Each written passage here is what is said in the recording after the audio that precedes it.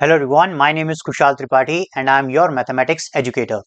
आज इस वीडियो में हम लोग कवर करने वाले हैं 10th क्लास एनसीईआरटी से एक्सरसाइज 1.1 का question number 2, third part. Alright, so this is the question. Find the LCM and HCF of the following pair of integers and verify that LCM into HCF is equal to the product of two numbers. Alright, so इस question में basically हमें करना क्या है, देखिए हमारे पास इस question में दो नंबर्स दिए हुए हैं 336 एंड 54। इन दोनों नंबर का हमें एचसीएफ भी फाइंड करना है और एलसीएम भी फाइंड करना है। राइट, एचसीएफ और एलसीएम फाइंड करने के बाद हमें रिलेशन वेरीफाई भी करना है। और रिलेशन क्या होता है? रिलेशन होता है the product of LCM and HCF is equal to the product of these two numbers. Alright, तो चलिए स्टार्ट करते हैं। सबसे पहले हम लोग यहाँ पर लिख लेंगे 336 के प्राइम फैक्टर्स। ऑलराइट, तो नंबर थोड़ा सा बड़ा है और अगर नंबर बड़ा होता है तो मैं आपको प्रॉपरली करके दिखाता हूँ कि ये 336 के प्राइम फैक्टर कैसे आएंगे। तो यहाँ पर हम बना देते हैं एक छोटा सा टेबल और यहाँ पर हम लोग लिखेंगे 336। ऑलराइट, तो अब 336 हमें दिख रहा है यहाँ पे। राइट, तो हमें देखना क्या है कि ऐसा कौन सा पहला प्राइम नंबर होगा जो 336 को डिवाइड कर देगा, तो वो है 2। तो हमें हमेशा प्राइम नंबर ही देखने होते हैं। अगर आप इसको 2 से डिवाइड करेंगे तो आएगा 168। अगेन फिर आप इसे 2 से डिवाइड करिए और आपके पास आ जाएगा कितना, दैट इज 84। फिर आप इसे 2 से करिए, दैट इज 42। राइट, फिर आप इसे 2 से डिवाइड कीजिए, आंसर आ जाएगा 21। तो इस तरह से हमने देखा कि 2 से डिवाइड करने पे हम यहाँ पे 21 तक पहुंच गए। बट अब ये 21 2 से डिवाइड नहीं हो सकता, तो हमें कोई और नंबर ढूंढना पड़ेगा और वो नंबर भी प्राइम नंबर होना चाहिए, पहली बात।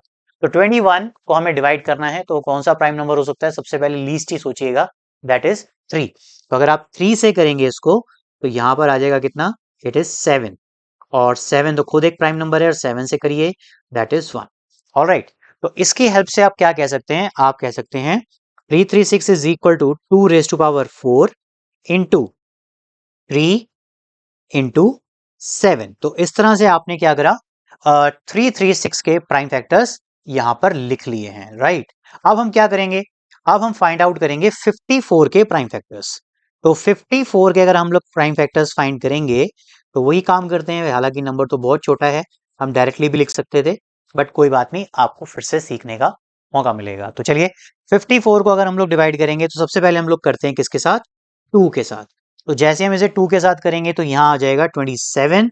और 27 से अब किस नंबर से करें? 2 से तो नहीं कर सकते, तो नेक्स्ट प्राइम नंबर हमें लेना पड़ेगा किसके साथ? 3 के साथ। तो 3 से करते हैं और यहाँ आ जाएगा कितना, 9। अब 3 से करेंगे तो कितना आ जाएगा, दैट इज अगेन 3। फिर 3 से करिए, यहाँ पर आ गया 1।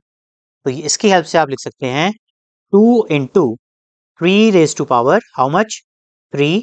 इस तरह से अब हमने अगर प्राइम फैक्टर्स फाइंड कर लिए हैं तो अब हम अपनी आगे की कार्रवाई देख लेते हैं।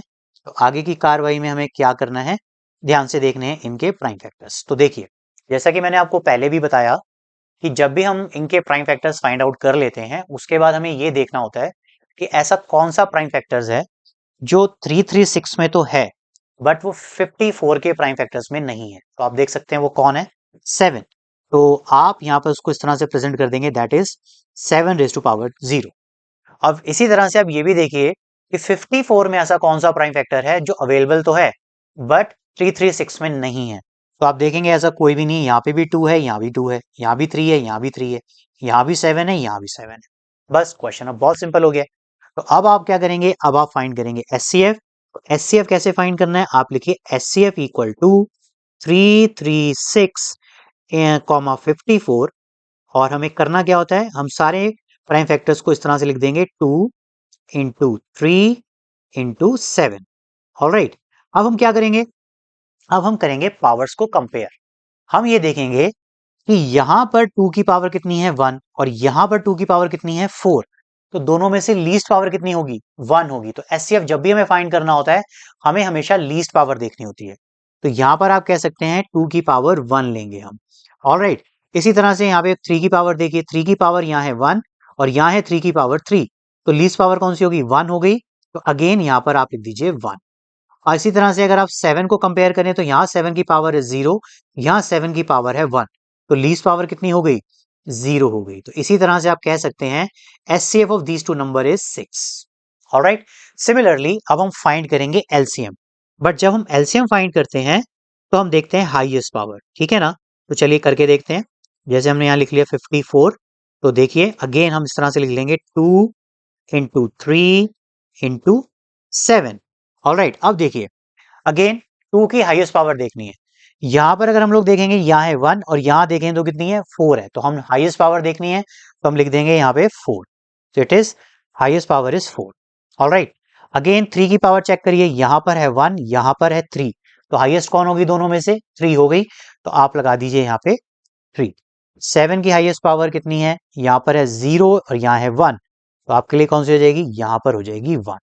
ऑलराइट, अब बस अब आप इन सबको मल्टीप्लाई कर दीजिए और आपके लिए जो एलसीएम आ जाएगा वो कितना आ जाएगा, दैट इज 3024। ओके, अब हमें क्या करना है, अब हमें करना है वेरीफाई। तो वेरिफिकेशन के लिए हम सबसे पहले यहाँ लिख लेते हैं वेरीफाई, और वेरीफाई में हम क्या देखते थे, वेरीफाई में हम ये देखते हैं LCM into HCF is equal to product of the numbers. इस तरह से हम लिख लेंगे product of the numbers. Alright, इस तरह से हम लोग लिख लेते हैं। हमारे पास एचसीएफ की वैल्यू और एलसीएम की वैल्यू तो आ चुकी है, तो हम लिख सकते हैं दैट इज 3024। एलसीएम कितना, एचसीएफ कितना है हमारे पास, that is 6। Product of two number मतलब 336 इंटू 54। इस तरह से हम लोग लिख लेंगे। राइट, अब अगर हम लेफ्ट हैंड साइड वाले प्रोडक्ट को फाइंड करते हैं, फिर हम राइट हैंड साइड वाले प्रोडक्ट को फाइंड करेंगे और देखेंगे इक्वल आ रहे हैं नहीं आ रहे। इनको इक्वल आना पड़ेगा तभी हमारा जो क्वेश्चन है कंप्लीट होगा, अदरवाइज हमारी जरूर कैलकुलेशन मिस्टेक हो सकती है। तो चलिए चेक करते हैं। जैसे ही आप 336 और 54 को मल्टीप्लाई करेंगे आंसर आ जाएगा 18144। और अगर 3024 को करेंगे 6 के साथ अगेन ये आ जाएगा 18144। Alright students, so this is the question. I hope it is clear. Happy learning. Hello students, thank you for watching my video. I hope your doubt related to this question is clear now. If it's so, then please like it and share it with your friends. Moreover, don't forget to subscribe my channel for free online maths classes.